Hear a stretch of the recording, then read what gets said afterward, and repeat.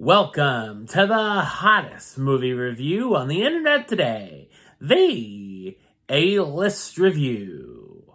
I am your host, the Game Changer, Wes Troop, and it's time to go back to the theater, and it's time to go back to Pan Am, or there for the first time, because this is a prequel. Either way, it's time to journey back to the world of the Hunger Games. But will it leave you hungry for more or not?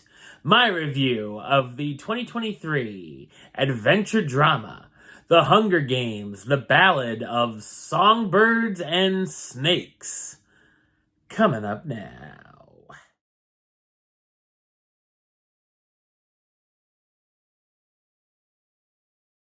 Young Coriolanus Snow is the last hope for his failing lineage who has fallen from grace in a post-war capital.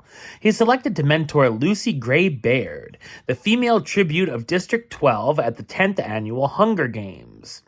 When Lucy charms the audience of Pan Am, Snow sees an opportunity to shift their fates and turn the odds in their favor. However, Snow finds himself charmed by Lucy as well.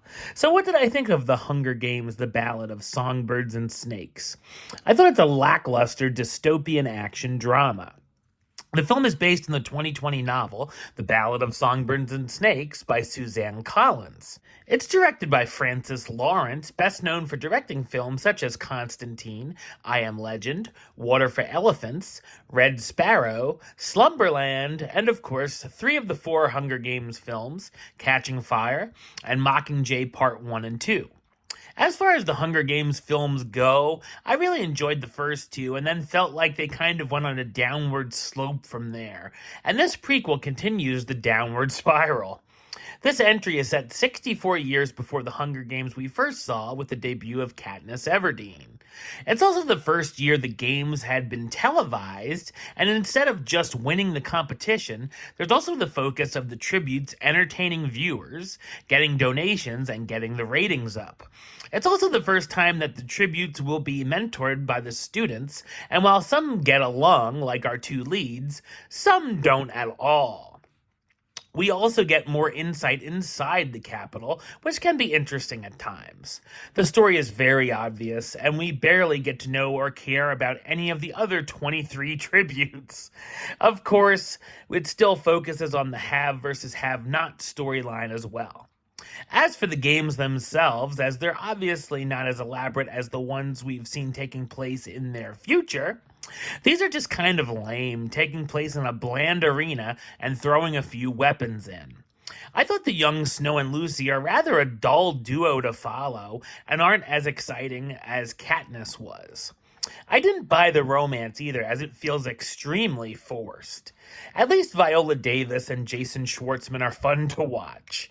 There's also quite a number of songs thrown in, and it didn't take long for me to grow tired of Lucy's singing, especially her 30 renditions of the Hanging Tree song.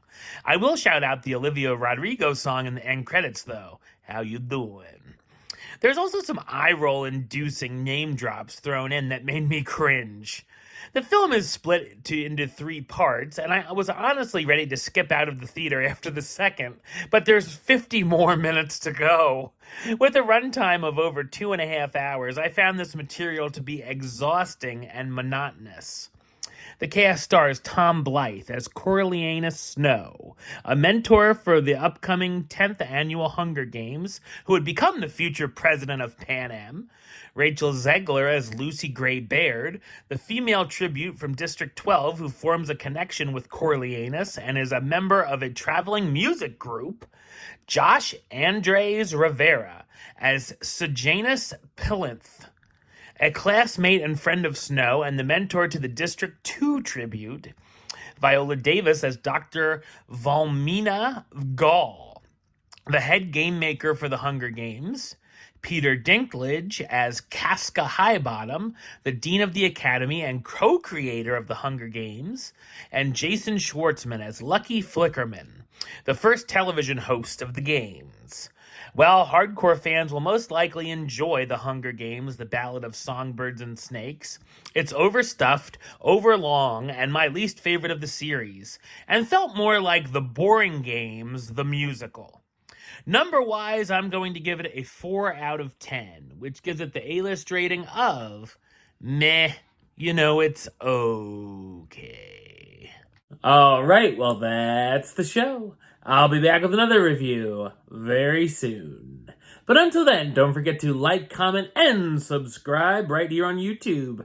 YouTube.com/Westside515. Like the show on Facebook, Facebook.com/WestTroopaList.